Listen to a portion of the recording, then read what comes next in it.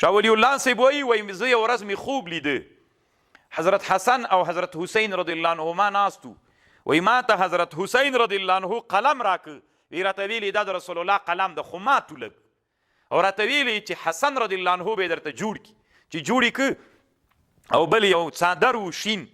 سپین خطونه پکې ول دی وایي په ما راواچو چې راجګ سوم طالبانو له هغې نه وروسته الله عز وجل په ما باندې فیضان د علومو وکړه دی ډېر د اسرارو سړی د طالبانو داسې اسرار وایي چې ورته حیرانه به ځئ داسې کتاب یې جوړ کړی طالبانو چې د دوی د خاندان نه بغیر بل څوک نه پې پوهېږي رمزونه یې پکې اچولي دي خپل خاندان ولا سړی پوهېږي بل څوک نه پې پوهېږي الله عز وجل داسې یو نادر سړی دی په تاریخ د هند کې تیر کړی شاه ولی الله صاحب طالبانو کله چې د انګلیسي استعمار د هند په وچه باندې خپور سو اولینی حرکت د جهاد په تاریخ د هند کې چې د هند نه راشروع سوی وي اولینی حرکت د جهاد چې په تاریخ د هند کې راشروع سوی ده هغه هم شاه ولی الله رحمه الله راشروع کړی کله چې انګلیسي استعمار راغی طالبانو د دنیا جنت کشمیر دې ته د دنیا جنت وایي طالبانو کشمیر ته نو کشمیر نن نه ده خرڅ سوی طالبانو کشمیر انګریزانو د ولی الله په زمانه کې په 1 میلیون اشرفیو باندې خرڅ کړی ده په انګریزانو یې خرڅ کړی لکه څنګه چې دلته ډیورنس ته طالبانو هلته د هند او د پاکستان په مابین کې هلته هم یو ډیورنس ته ده دا کشمیر باندې چې د پاکستان او د هند جنگ ده دا د انګلیس شیطانت ته نو هلته په انګلیس باندې راجت سنګ نومېده که څه بلایو بادشاه نومېده په 1 میلیون اشرفیو باندې یې په هغه زمانه کې کشمیر په انګریزانو باندې خرڅ کړ او دی چې دې ته طالبانو اتفاقیت اللاهور وایي یعنې دې ته د لاهور تړون په عنوان باندې که نه لکه د منډیګک تړون غوندې افغانانو ته یو مشهور ده د منډیګک په نامه باندې کله چې انګلیسي استعمار له دې نه وته یا د دوحې تړون په عنوان باندې چې وسوی ده یا د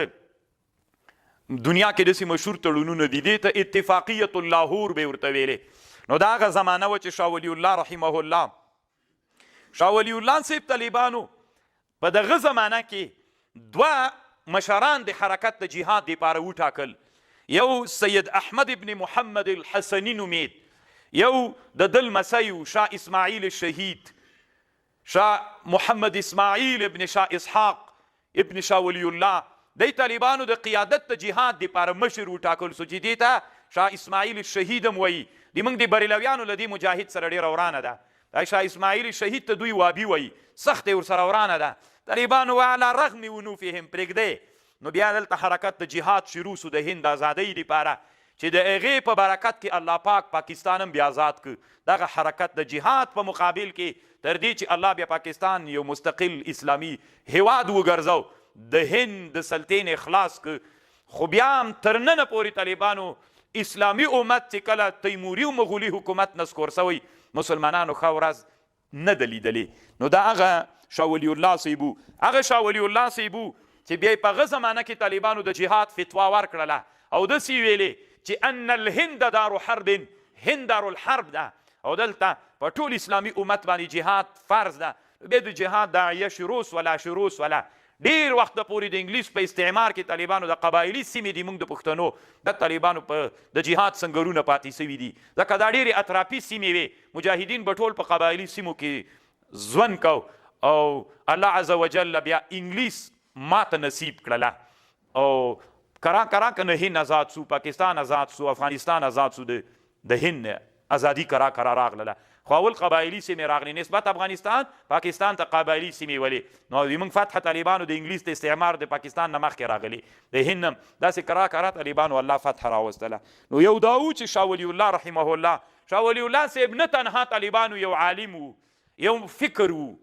سیاست و یو فکر و یو دعوت و د فکر او دا ټول د دعوت یوه مدرسه وه عالم و رباني و